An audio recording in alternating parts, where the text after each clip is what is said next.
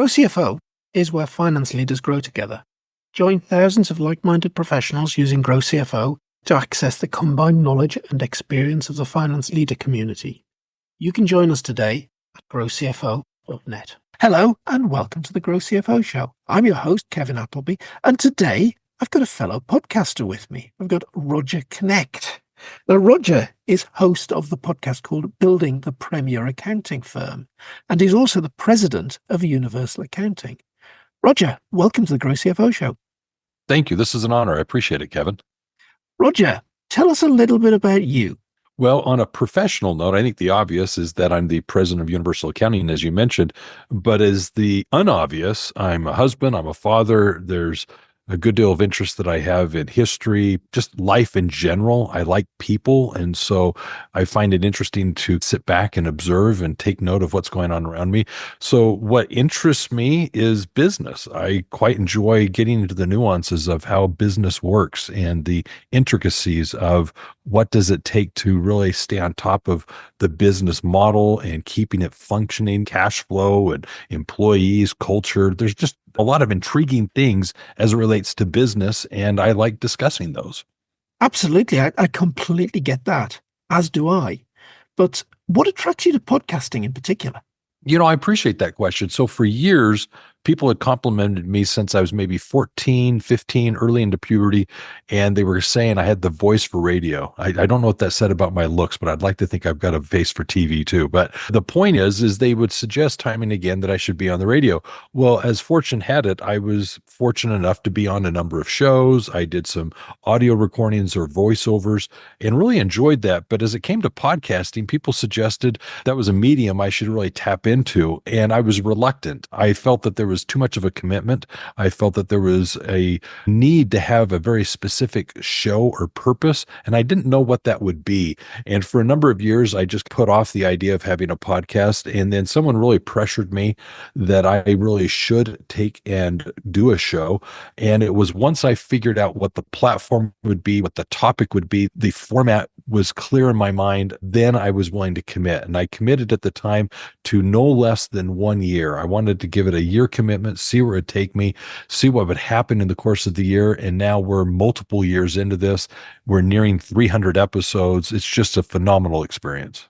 Wow. So shows of very similar length. I think I've been going to Grow CFO Show about 3 years. We're getting somewhere near that same number of episodes. Along with my other podcast, actually, I've just gone over 600 episodes if I count episodes for the next 100 days. Wow. And I, like you, just find podcasting a really interesting medium. It's a great way of meeting interesting people and having conversations about interesting things. Yeah, well, there's different formats. There's the mystery ones, there's the criminal ones, the sci-fi ones, there's the interviews, there's ones that are educational. I mean, there's definitely different platforms and formats. And so you have to find what resonates with the audience that you're trying to address. And I think these conversational ones have proven to be very helpful for the accounting profession. At least my audience gives me great feedback as to the guests I have on the show, the things we discuss, the applications of the principles that we bring up. So yeah, it's just once you figure out that groove, it starts to flow a little bit better. Yeah. So you're also president of Universal Accounting. 25 years, Universal Accounting. Yes. So I guess I'm old school. Yeah.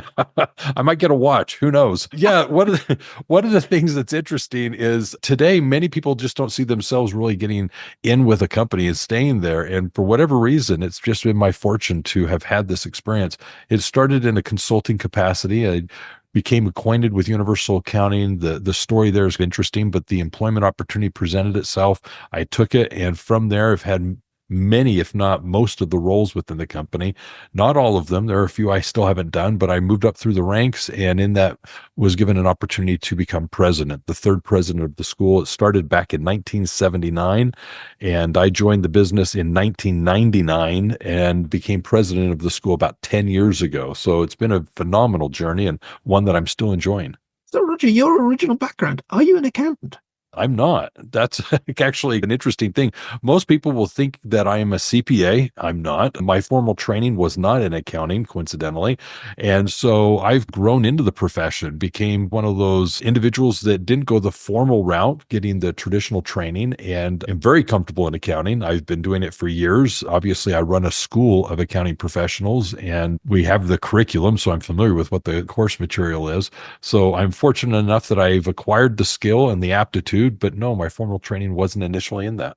Brilliant. But these days, through the podcast, you're advising accountants in public practice, almost all. Yeah. Yeah.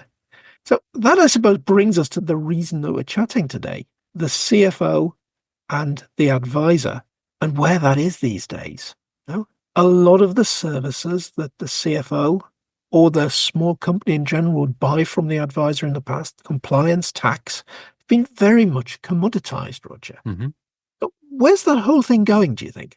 Well, I think it's going in the direction of business owners needing to know what these numbers mean as they relate to their companies. Now, I'm going to be very clear.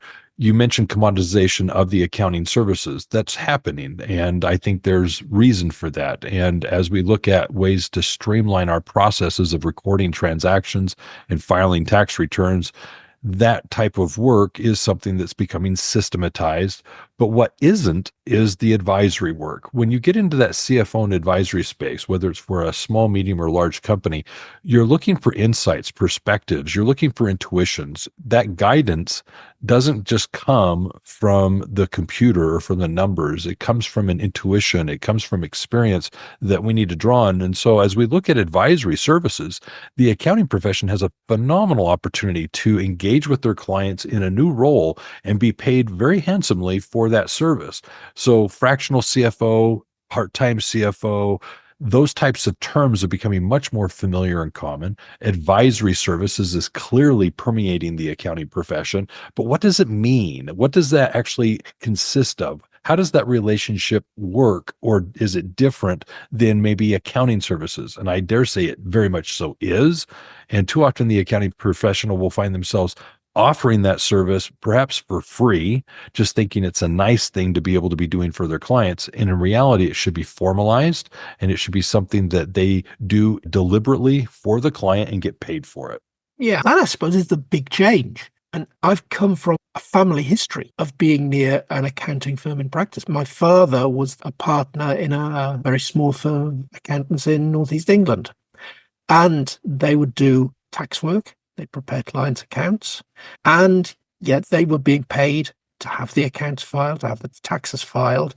And they would talk to the client about those accounts and very much just give that as an add-on service. So I guess, how do you go about changing the way that service works so that the client recognizes the value in that extra advisory piece? I'm going to answer this in a very interesting way. I think there are three core services that exist as it relates to accounting, and businesses need each of these. And too often, as accounting professionals, we offer some, but not all of them. And it's not to say we have to provide each of these services, but the business owner needs them. And whether they're getting them from our firm or a combination of your firm and another firm is irrelevant, because you have to decide what services you're going to provide. So the first happens to be accounting and bookkeeping related services. The second happens to be tax preparation and planning or advisory work. The third is CFO and advisory. So to your point, you actually come from a background of not just doing tax preparation, but tax planning and advisory. And this is simply to say that there's a huge distinction between filing the returns and taking care of that compliance side of things, ensuring that the customer is in a timely way taking care of their tax liability. But there's also the strategy of the planning and advisory that can be done to ensure that the individual business owner is aware of and considering their tax freedoms, what things that they can do proactively to use the tax code to their benefit and legally take advantage of some of those advantages that they could use to minimize their tax liability. Well, that's a strategy, that's a process, that's a planned thing. And so as a firm, getting involved in more than just the preparation and filing of returns, but working with your clients as to how can we take the tax law as it is and use it to our advantage and take advantage of various various things that are intended to be used, that's something that's very strategic. And the same goes for the accounting side of things. There are a variety of things that can be done as an advisor in a CFO capacity that can clearly help a business as it relates to cash flow management, as it relates to their relationships with their investors, the banking institutions, all of which are interested in the success of the business. But this is far outside of the scope of what a bookkeeper or an accountant may do. Absolutely. So, Roger, that space of being CFO advisory, I guess there are two routes into that. There are the firm that would call themselves the firm of fractional CFOs, and there are the firm of CPAs that would start offering advisory services. Which do you think is the predominant one of those at the moment? The predominant one, I presume, is the one that is already offering accounting and bookkeeping tax type services. And they start to see that the client has need for more understanding of the financials, has a need for insights as it relates to business. And now they're starting to provide it. Now, whether or not that firm, the CPA firm, let's say, is charging for this and formally providing this, I'm not going to say, but I will say that they're offering it. They're coming in and giving the client insights, perspectives, and giving them some direction on what it is they should be doing. Now, I'm going to propose that it needs to be much more organized, something that is formalized with the client, that they're paying specifically for it above and beyond the compliance work. But I run into fewer firms that are specifically CFO and advisory firms. I run into far more that are offering some other accounting service plus the CFO and advisory is my point. Yeah.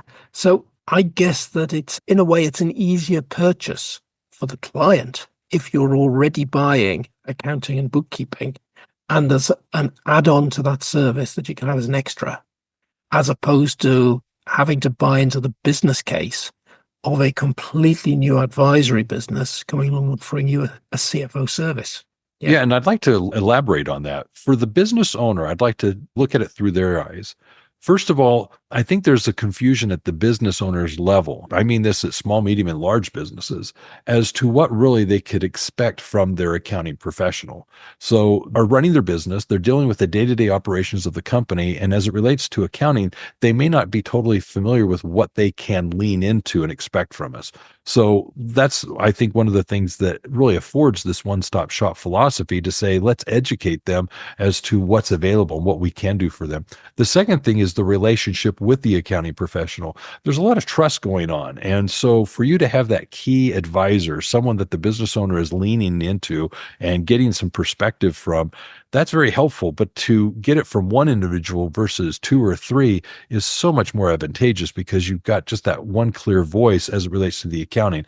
Now, I'm sure they're getting the same information from their legal advisory services. They're probably getting this from other industry experts. But from accounting, it's nice to have somebody that can be that be all end all as it relates to the bookkeeping, the accounting, the tax. There's just a lot of numbers going on in the financial reports that we can represent to the client. And in the advisory role, the CFO role, be that be all end all for the client. And that's what I'm thinking is this one-stop shop that we're discussing. So in terms of the size of the client's business then, Roger, looking at that service coming from your advisory firm, as opposed to having a CFO yourself, what sort of size of client do you think that model works to? So I have found that the CFO level applies to all businesses, especially when you're looking at startups, because you've got venture capital or funding or something going on at that level that the business model is still so new that they're trying to figure out cash flow needs and such. And this is outside of the scope of what I would consider a bookkeeper accountant having the need to address. So it's definitely at the CFO level there. Then you also get into businesses that have investors, and that CFO is really helpful in that role to make sure that the cash flow is being taken care of as it relates to those obligations. And so my preference, just because of their paying customers, is a business no less than $1 million in revenue. Typically 5 to 10 million is ideal. Once you get above 10 million, I find that you bring a CFO typically in-house. And so the sweet spot typically is between 1 to 10, each having their various needs at the lower versus the high end of that spectrum. But once you get above, say, 8, 10 million, typically they'll start getting to the point where they've got the means, the day-to-day demands, the revenue that they can afford to bring someone in-house. So generally speaking, the ideal client is in that space of 1 to 10 million.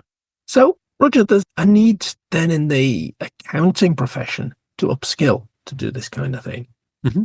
It's not a natural thing that's actually taught. You're correct. Yeah, yeah. How are accountants in practice going about upskilling themselves to be able to give these sort of services? So I'm going to answer that in a kind of lengthy way. Here's my answer. About 5, 7 years ago, definitely 7, I was attending a number of conferences, and from the stage, there were a number of individuals saying that the accounting profession needed to offer more advisory services. We needed to recognize that we were being commoditized, and we needed to understand that there was a need for more value in the services offered, and we needed to move into the advisory space. Everybody was talking about it. And I was frustrated at the conferences because they spoke of the need for it, but they wouldn't define what that experience looked like, what the engagement consisted of, what that interaction with the client would look like, how to price it. But they were all speaking about this need for advisory services. And I was frustrated because I represent an accounting school. And I was just wondering, so what are these people doing? And honestly, at the end of the day, how do they get the skills like you're asking to do this? So I went on this journey to first and foremost go out and start servicing clients and experiencing what that CFO service would look like, what they would expect. And I began working with business owners. And as I worked with these companies, I started to recognize what are the pains that the owners are experiencing outside of the accounting. What would they want to pay for? What were they willing to pay for? And in that time, I defined what the engagement looked like, and I defined what are the services to be offered. So how does that experience look from the accountant's point of view and the business owner's point of view? So long story short, we created a program. I went through, worked with a number of business owners, still work with business owners today, providing CFO and advisory services. And I modeled a curriculum after what it is that I do with my clients. It begins basically with a program called the Profit and Growth Expert. It's literally how to market, sell, and price accounting services as it relates to providing CFO and advisory type engagements. And then from there, the universal business model is taught in what's called the Universal Business Builder program, where it's literally what a 12 to 18 month engagement would look like with a client. And it focuses on 5 specific things. These are what we market with. This is what we fulfill with. It's engage and manifest. It's understanding accounting, increasing revenue, improving profit, and building value in the organization. And those are the services at a CFO advisory level that the business owner is willing to pay for and expects. I guess as well as that, there's going to be a change in mindset of the accountant offering the services. Because at one point, looking at just providing our compliance services, tax services, you're probably interacting with your client once a year, maybe at most twice a year. You're going to give advisory services. Well, it's about building up a very strong relationship. Mhm. It's possibly about talking to the client once a month or even more frequently. Correct. How do you transfer those sorts of interpersonal skills and different ways of working? Oh, that's a powerful question. Yes, I think already the accounting professional is experiencing some of this. We are oftentimes confided in, trusted simply because of our access to the financials as we do. We know the numbers. These are intimate things that very few people also have knowledge of. And so I think that trust is already beginning within the relationship. But you're correct. You've got to learn how to create what is called a safe space, wherein the client is able to be vulnerable and real. And in that, as a CFO and advisor, you're basically able to help them really with a wide range of things that even go outside of the accounting scope, if you will. And that's a skill. And it's first of all starting with listening. Listening skills are essential. The next is non-judgmental. You have to understand that this is not your company. It's not for you to actually then tell the client what to do next. They have to come to that conclusion themselves. And from that, then need to help say, okay, well, how are we going to implement or do that? So this is kind of an interesting finesse. It is a skill set. Fortunately, many accounting professionals do quickly acquire this just in providing the services they already offer. So from a teaching point of view, as I work with our accounting professionals, I think they become a quick study of it, if you will. The biggest answer I'm going to give to you with this, though, is dispelling this myth that the idea of the CFO and advisor is to have all the answers. It is actually the opposite. The role is to have all the right questions. And so rather than thinking we have to become this wealth of information that we can answer all of the questions for the business owner, it's the converse. It is we need to become very good at asking the right questions. And by asking the right questions, trust that the business owner knows their own company and they will come up with the right, correct answer. It's a very interesting answer, Roger. And I can see parallels there in what you're teaching to what we teach in Grow CFO on our finance business partnering bootcamp. Oh, good. The difference is you're teaching professionals that are in practice to come and do this. We're teaching individuals in the finance team within a business.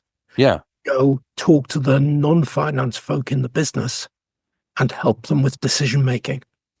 And we're seeing very much the idea that the business partner goes, presents the profit for the month, presents the numbers for the month as quite a turn off to the rest of the business. They want the finance professional to be involved in the decision making process. They certainly don't want the finance person to necessarily be diving in with recommendations, but they want the finance person to be spelling out the options. Yes, that's very true. Yeah, the business owner will lean forward and say, well, what do you suggest? What do you do? I mean, they're kind of in a vacuum. And so what they're looking for are options. But at the end of the day, you're trying to reserve this idea of what to do. It's like being a therapist. A professional therapist is taught that you do not impose upon your clients your belief system and your philosophy of life. Rather, you help them develop their own. And so you're learning a similar skill set where you're trying to not run the client's business. You're trying to not actually tell them what to do, because at the end of the day, these are consequences they have to deal with. You don't. And so you have to recognize that whether you're employed or not employed by the business, you still have to respect the fact that there are decisions to be made by certain individuals, and they can, as advisors, expect you to give them some advice. I mean, that is the essence of some of that word. But the origin of the word in providing advice isn't to say what to do. It is to say, well, here are some options. And a lot of times, and this is very important to realize, the obvious may not be apparent to them. So they're stuck in a day-to-day mindset of, I only see two options here. And where you become very valuable is with your perspective. You're not in the business. You're not dealing with some of the things. You're not emotionally tied to a lot of these things. All of a sudden you're able to say, well, hold on a moment. There's actually a third, a fourth, and a fifth option here. Have you considered those? And oftentimes they're like, I didn't even realize that could have been an option. I just thought I had this or this. Well, no, you've got five here. Let's eliminate which ones you are not interested in. And oddly enough, it might come back to the first two you were considering, or it may not even include those. And now you're doing something you didn't even realize, which again is the value of us being advisors and being involved in the process, is we can bring that unique perspective to the table. I think that's very powerful. I think actually taking a look from outside the business is a very valuable thing. The advisor can be involved in 3 or 4 businesses, can see 3 or 4 different ways then of doing things across those businesses they're involved in, and they can share those perspectives. Oh, yeah. I'll Yeah. give you a good example. There are situations where the business owner has their one level of experience, their life, their company, their experience. And so they're running their company. And let's presume that they've only been running a business before. So here's this one experience. Well, you're coming in with now having worked with multiple clients to say, well, I've seen 2 other clients of mine have this same type of a legal situation, and this is how they've addressed and gone through the experience. Well, the business owner is saying, I never even thought of that. And you're saying you have experience with others doing this. I have. Here's this person who has an HR cultural type thing. This is how they've dealt with it. This is how somebody dealt with lending and got financing. And they, as a business owner, didn't even realize those financing options existed. You're able to say, well, I've got 2 other clients that chose to go about these financing routes, and they got the funds needed to buy that equipment and do this other thing. And they're like, wow, I didn't even consider going that route. Can you introduce me? So you do come with a great deal of experience just because of the number of clients you're interacting with. Indeed. So, Roger, as well as giving advice in those sorts of circumstances, you could also be the catalyst of change in the business. Are you seeing advisors getting really involved in leading and driving the change process? No, I wouldn't go to that extent. They definitely influence. By no means am I suggesting that they don't have an effect. So that's just life. You're the byproduct of the five people you spend the most time with. I believe in that statement. Yep. So, yes, you do influence to the extent that they are drawing on your experience, your perspectives, and background.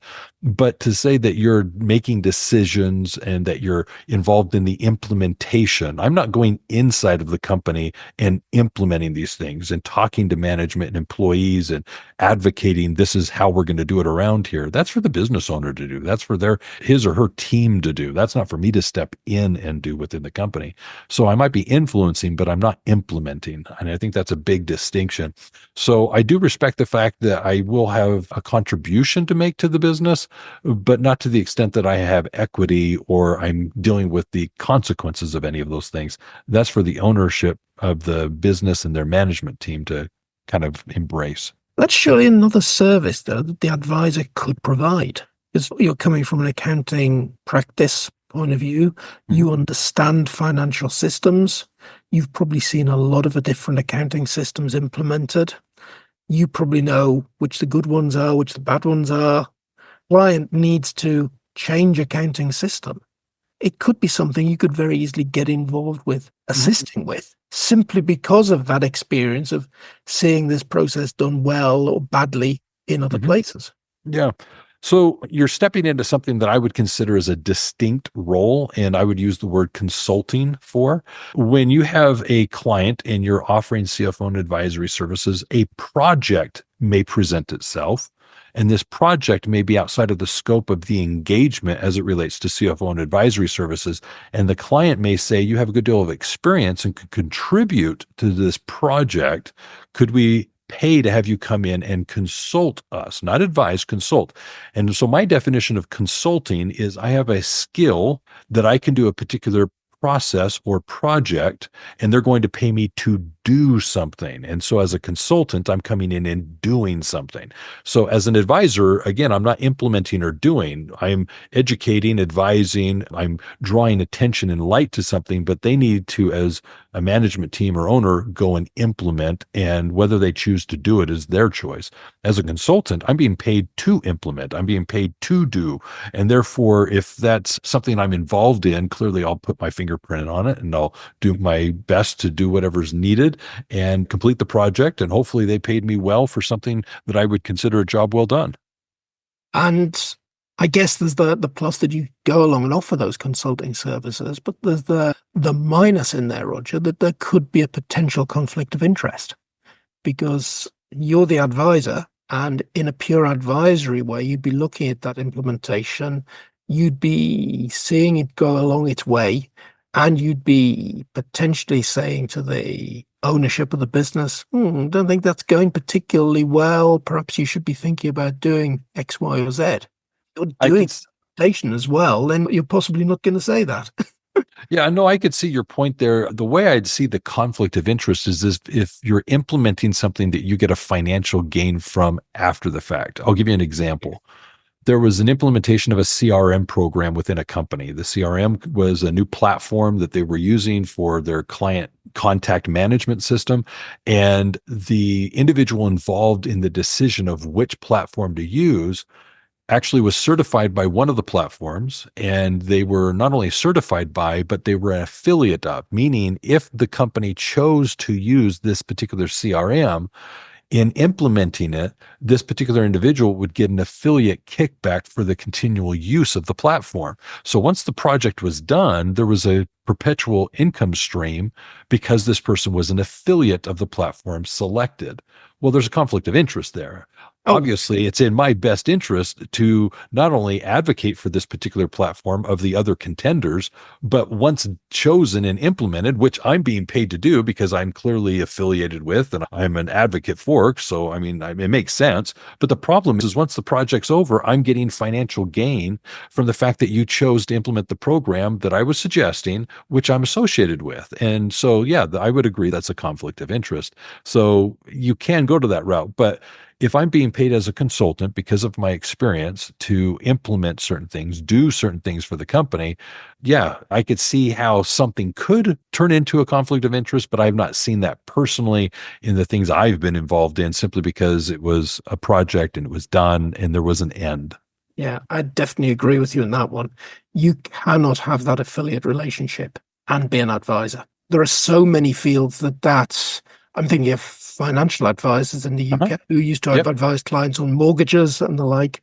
It's been illegalized that the financial advisor should receive any sort of commission from Yeah. this financial product. The common phrase used is you're fiduciary. You're an advocate for the client and you're trying to keep their best interests at hand. And the gains that might be outside of that are concerning. So they cause someone to be suspect if there's a financial gain with any of the decisions chosen. So yes, I completely agree with what you're saying. So, Roger, we're at a time of probably greater change than we've seen in a long time. We started by talking about the traditional accounting profession being commoditized, but that's been happening for a little while now. But all of a sudden, we've got artificial intelligence. Uh-huh. How do you think that's playing out? I think the verdict is still out. I know a lot of people are starting to stake this is good or this is bad. I think it's still too new. It's changing quickly. I will admit that. But here's my answer to AI. There's a lot of fun, and I would encourage people to try and interact with it. It's intriguing. It's phenomenally intelligent in many ways. I think it's surprising how good it is in so many ways and so quickly. But the challenge that I believe exists is not for us as accounting professionals to become great prompters. And by the way, the term is prompting. You have to ask certain questions of the AI to get it to respond. It doesn't just start doing things on its own. And so becoming a prompter means you have to be very good at asking the right questions so that you get the right outcome or result. Well, that's a skill, and that's something you have to be trained in. And also, there's this concern of how much data from the accounting perspective, the numbers, do we give the AI for it to analyze? Because how much of that then slips into the public domain? And now you've got basically private information that you've now made public. And so, my point with all this is, I don't know at an individual level, we as accounting professionals are going to become the programmers of what's happening with AI. However, we do all utilize various platforms, tools, resources that they are going forth and putting in the heavy lifting of how AI can integrate with these platforms we utilize to do our jobs. And so from QuickBooks, Xero, Sage, they're all looking at how can we integrate AI into the platform for us as users to then leverage in the work we're doing. And I think that's where you're going to see AI coming to the forefront. It isn't the accountant as an individual figuring this out. It's more the platforms, tools, and resources that we utilize. Those companies are going to integrate the AI. We're going to then leverage that to our benefit, and that's going to be helpful. So how's this going to help us? From a transaction point of view, it's going to help us accelerate how quickly things are being recorded and the confidence that we can have in how well it's being done. Well, that's going to free up our time to better service our clients in this CFO and advisory space, getting more into the therefore what question. How does this matter? How does my client utilize this? As it relates to tax, the exact same thing. I think the filings are going to become quicker and easier, but now it begs the question of, well, are there strategies that can be used by the client as it relates to legally lowering tax? So there are things that as a profession, we will clearly benefit from. I would dare say that just like we saw with cloud accounting, as we move from a paper environment to a paperless environment, we leverage online cloud computing, and now we can work anywhere remotely. All these things are advantageous, but guess what? At the end of the day, the client still wants to see you, a face, a person, a human that they can interact with. We're social creatures. And I'm going to end, I know this is a little bit of rant, but I'm going to end with this. I'm not intimidated by AI. I'm encouraged by it because at the end of the day, the client is going to be a procrastinator. As human beings, we all get great advice, but we hit snooze on the snooze button. We get told we should be doing something. But when you work with an advisor, a CFO and an advisor, and that person is coming into your business and saying, in order to turn the business around, you need to do something, it's different than having gotten that same advice from an AI. You could get great advice from an AI, but it's failing to then implement it. That's the problem. We as great advisors have two things to our advantage: asking the right questions and holding our clients accountable. that next meeting to say, you said this was important. Did you get it done? We are the ones that are the catalyst to help things get done quicker within organizations if we do our jobs right. And for that, we will always be valuable. Mhm. Another nuance to that, actually, Roger, and say that AI will be great at giving you the generic answer to the problem, but every client you deal with will be in some way unique. Mhm. And there will be a way of just slightly tweaking that generic advice to make it very specific to that client. And I think that's the place that only the human can do it, because the uniqueness will quite often come from the individuals in that business. The way those individuals think, the way they react. And there's something about knowing the personalities around the board table, knowing how to present things to those individuals so they take notice. Yeah, reading the room. AI is going to be a long way from ever getting that bit right. Yeah. Well, the thing that I would also add to this is you've got to understand that AI has a problem that they've yet to solve. And it's what's called hallucinations, is that if you ask AI a question and it doesn't know the answer, it will make it up. And unless you're able to step back, ascertain what it's saying, you could be beguiled into an answer that it gave that's a lie. And so, as accounting professionals, we have our training, we have our experience, we have our ability to see through what this is suggesting and assess whether or not it's credible advice. And so, as human beings, I don't think we're yet to the point where we have to give all the attention to what the AI is saying. It's a great tool, it's a great resource, it's a phenomenal assistant. I think it's a game changer as it relates to our industry. I'm not going to discount it at all.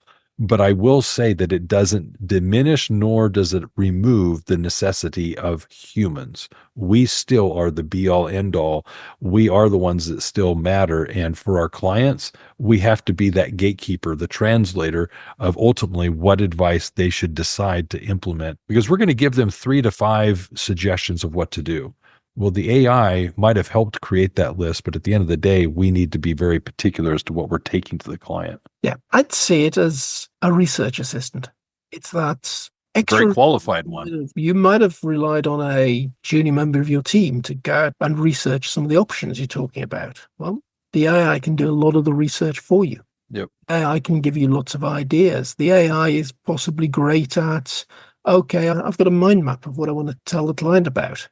Mhm. The AI can help you write that into some nice sort of presentation. That's right. It's an assistant, and you've got to remember that. So where do you think we'll all be in 5 years' time, Roger? In 5 years' time, that's a great question. As an accounting profession, I feel that we're going to go through some troubles here in the coming years, I'll say. I think the staffing shortage that continues to come up in conversation is an issue that's going to become more and more prevalent. And I feel that as an accounting profession, we're going to become much more in demand as it relates to business owners. So I think there's a phenomenal opportunity here in the next 5 years, as you've asked, for business, for our opportunity to serve, for us to get paid well. I see a very bright future as it relates to accounting. I think it's exciting as we're going to see the implementation of these tools within our profession. If you go, we're both old enough, you can go back to where you were still using spreadsheets to do the accounting. It was still journals and ledgers to add up everything manually. General ledgers didn't come on the scene with Quicken and QuickBook and Sage and so forth until the 90s. And all of a sudden, you see something in the 2000s taking really a seat within the business community that allowed us as a profession to really go out there and serve like we couldn't have done 20 years ago. So we've seen a dramatic change in the profession just within a couple of decades. Well, I think you're going to see that kind of change in the coming decade. However, this decade is just going to be a lot quicker, and I think it's to our advantage. It's going to simplify our processes, but it's not going to diminish our need as we relate to our clients. Looking back over that, I'm at that point I can remember life before QuickBooks, Xero, and all those systems. I Yeah. can remember life before the PC, before the spreadsheet. So I actually remember the day the first PC arrived in the office. Uh-huh. Somebody introduced us to this piece of what we looked at was a piece of analysis paper. Big calculator. It's got Spreadsheets. This is a big sheet of paper. It's got 32 columns and 256 rows. Oh, what on earth can we do with this? Yeah, well, because we're a school, we obviously have worked for a long time with literal pen or pencil to paper journals and ledgers. You've got to be able to write down the transaction. And so when you watch every year at Christmas time, Ebenezer saying to Cratchit, you've got to write this down. Well, he's writing it down and he's in that office with one lump of coal on the fire being told, here, record these transactions. That's old school. And that was 30 years ago. Yeah. Well, at the stage that PC was arriving, the junior members of staff in the firm were still given, when we were quiet, the genuine general ledger, the physical book. Yeah. Go close the ledger. Which had a binder, it was up on the shelf, and it was stored right there in the office. Absolutely. Yeah. And the thing that makes me not worried about AI is that in the space of my working life, we've come from that, write it all down in books, through the invention of the spreadsheet, through the invention of initially on-premise accounting systems, then accounting in the cloud. Do we have any less accountants? No, we don't. In fact, the thing that you just mentioned is staff shortages. We don't actually have enough people to do the work. And it's having seen that massive change in that period and looking forward and seeing another one coming along with AI. And okay, there's the thought that all these jobs are going to disappear. Are they really? They didn't last time through all the rest of those changes, and you might have thought they would have done. I'm encouraged that perhaps it might help us with the staff shortages, that we might be able to get more done with fewer people, with the people that are available. But I'm not hugely worried that this is the end of the accounting profession as we know it. No. Roger, that's been a really interesting look into the future, where we're going to be in 5 years' time, and a really interesting look into the CFO advisory service space that accountants in practice are clearly moving into. Roger, thank you hugely for being this week's guest on the Grow CFO Show.